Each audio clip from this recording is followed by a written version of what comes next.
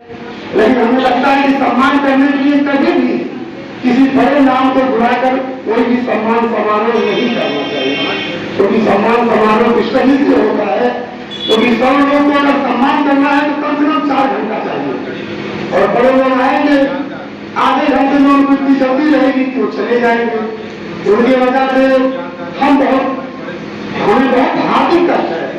कार्यक्रम अच्छा हुआ है, लोग फोटो खिंचाए चले गए, लेकिन हमें बहुत कष्ट है कि हमने सम्मान अपने हिसाब से हम किसी को नहीं कर पाए। देना सबको अलग बात है, लोगों सब लोग खींचेंगे, सब लोग लगाएंगे, लेकिन अच्छा नहीं लगा हमें। है ये हमारे दिल का दर्द था। अब हम आगे की प्रक्रिया बताते हैं। आप सभी लोगों का बहुत बहुत हार्दिक स्वागत है, वंदन है, अभिनंदन है, बहुत बहुत आभार है। महाराज जी रामनवमी के लिए हमने कहा, महाराज जी ने कहा कि आपको भेजने की किसी को जरूरत नहीं है, हम 11 बजे एकदम पहुंच जाएंगे। हमने कहा महाराज जी हम टाइम के बहुत पंचुअल है, कोई आए ना आए 11 बजे दीपक जलाना है। और महाराज जी आ गए, इसके लिए महाराज जी के बहुत बहुत आभारी है, और इनका आशीर्वाद भी मिला, इसके लिए हम अपने को धन्य महसूस करते हैं। हमारे मनसा सिंह जगदम्बा शुक्ला जी हमारे बड़े भाई जैसे है, पारिवारिक हैं, और हमारे इनका आशीर्वाद हमें प्राप्त हुआ, इसके लिए भी हम इनका बहुत बहुत आभार व्यक्त करते हैं। हमारे गोरखपुर से चल के आए हुए अंजलि मिश्रा जी हमारे आदरणीय हैं, राजनीति में इनको महारत हासिल है, इन्हीं के सारी दुनिया आके हम भी कुछ सीखना चाहते हैं। हमारे पुनीत ओझा भैया पत्रकार में भामाशाह कहा जाता है, लेकिन हमारे हिसाब से ये इस पितामह के रोल में हमेशा आते हैं, लेकिन इसके लिए हम बहुत बहुत आभार है। गोरखपुर से चलते आए हुई रेखा पांडे जी जो कोऑर्डिनेटर हैं, नाम पहली बार है तो हम मिस कर जाते हैं, का दूसरे महामंत्री गोरखपुर।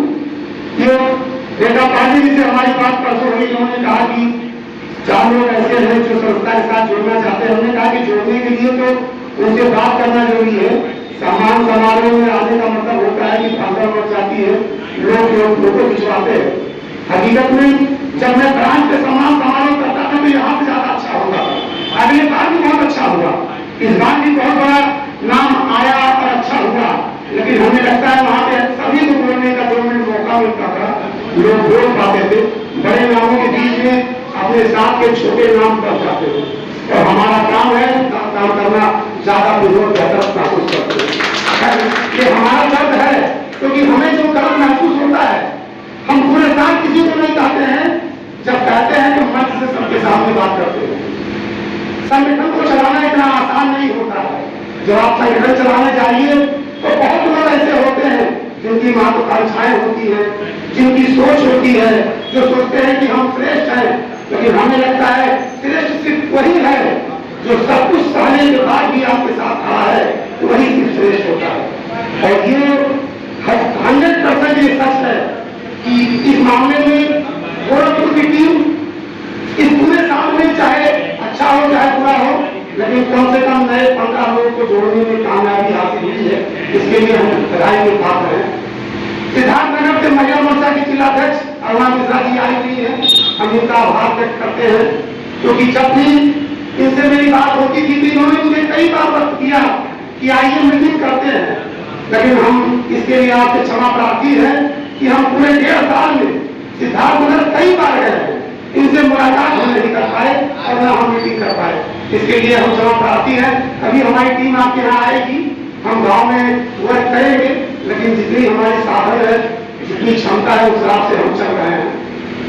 हमारी संस्था के जो मेंबर है लक्ष्मी अरोड़ा जी, सहज त्रिपाठी जी, कमल जी, सहज त्रिपाठी जी, कमल जी को वक्त का अभाव है, लेकिन वक्त देते हैं पूरा जब भी बोलते हैं। और अरोड़ा जी है, जब भी जरूरत होती है, कहा जाता है तो पहुंचते जरूर है। रंजन बोले जी ये हवा है, कभी साथ रहते हैं, कभी साथ चले जाते हैं, लेकिन जब भी आते हैं तो साथ पूरा देते हैं। कल रात में 10 बजे तक साथ हमारे थे, 11 बजे।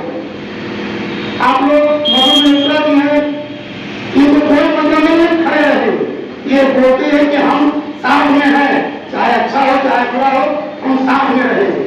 क्योंकि लोग कम है, जितने लोग हैं इतने लोग की तारीफ और अच्छाइयां और बुराइयां यही कहने की जरूरत है।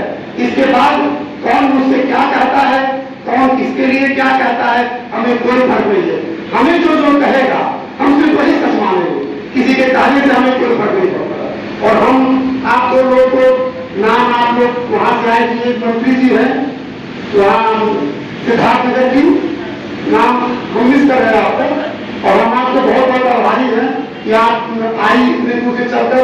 हमारी संस्था गांव में काम करती है। हमारा उद्देश्य, हमारी संस्था का उद्देश्य है गांव में गरीबों को, पिछड़ों को, जरूरतमंदों को, ये नहीं कि कोई ब्राह्मण है तो नहीं देंगे, ठाकुर है तो नहीं देंगे, ऐसा नहीं है। गरीब का मतलब होता है तो जरूरतमंद। खैर आज के समय में तो गरीब सभी हो गए, 80 करोड़ 90 करोड़ लोग जरूरतमंद हो गए हैं। बड़े बड़े मंचों से बड़ी बड़ी बातें तो होती है, लेकिन जब समाज की बात होने लगेगी, यहाँ कुछ राजनीतिक लोग भी बैठे हैं, इसी संस्था के लिए हमने भी राजनीति में कदम रखा है, लेकिन हमें इस राजनीति से घृणा है। अब जो कि सामाजिक है तो मैं बोल रहा हूँ, हमें राजनीति से घृणा है, लेकिन उस पावर को पाने के लिए इस काम को करना ही पड़ता है। इसलिए हम भी चलने की कोशिश कर रहे हैं और चाहते हैं कि अपने संस्था के उन्हीं विचारों को लेकर राजनीति में भी कुछ कर सके, जिससे जरूरतमंदों को स्वास्थ्य और शिक्षा, बच्चों की सुरक्षा, महिलाओं को आत्मनिर्भरता, उनको सशक्तिकरण नहीं, उनको आत्मनिर्भर बनाने की जरूरत है। सशक्तिकरण बना देंगे तो घर बर्बाद हो जाएगा, क्योंकि इंसान को पति से झगड़ा कर लेंगे, पूरा किसी और के घर चले जाएंगे, अन्यथा नहीं यही होता है। लेकिन अगर वो आत्मनिर्भर रहेंगे तो अपने बच्चों के साथ, अपने परिवार के साथ वो हमेशा अपने वक्त को बिताएंगे, अपने साथ को के रहेंगे, जरूरतों को पूरा करेंगे। ये महिलाओं के लिए जरूरी है, लेकिन मंच से कहा जाता है कि उनको हम नौकरी दे देंगे। हम महिलाओं के 100% नौकरी के खिलाफ चाहिए, जरूरत होनी चाहिए, लेकिन जिसके घर में नौकरी ना हो, उसके घर में महिला नौकरी कर रही है तब तो चल जाता है। पति भी नौकरी करे, पत्नी भी नौकरी करे, बेटा भी नौकरी करे, तो उस घर में चाहे जो भी हो तो उनकी 4 आवर्स तो कम पड़ जाता है, तो 4 घंटे में कैसे सारे काम हो सकते हो, पॉसिबल नहीं होता है। ये संस्था की सोच है। बाकी सामाजिक तौर पर महिलाओं को आगे बढ़ाने के लिए सरकार, प्रदेश की सरकारें, केंद्र की सरकारें सब बहुत आगे चल रही हैं।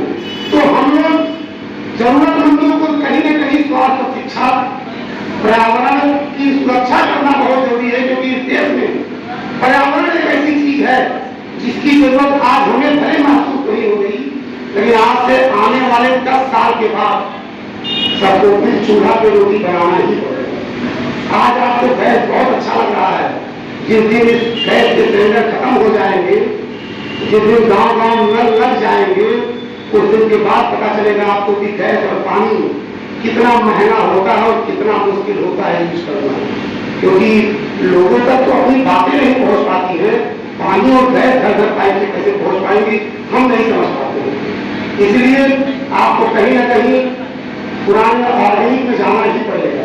खेतों को उपजाऊ बनाने के लिए खादों की भी जरूरत है, क्योंकि गाँव में जितना अनाज पैदा पहले होता था, हमारे इस पूर्वांचल में उसका 30% ही जो बचा है, 70% पैदावार कम हो चुका है।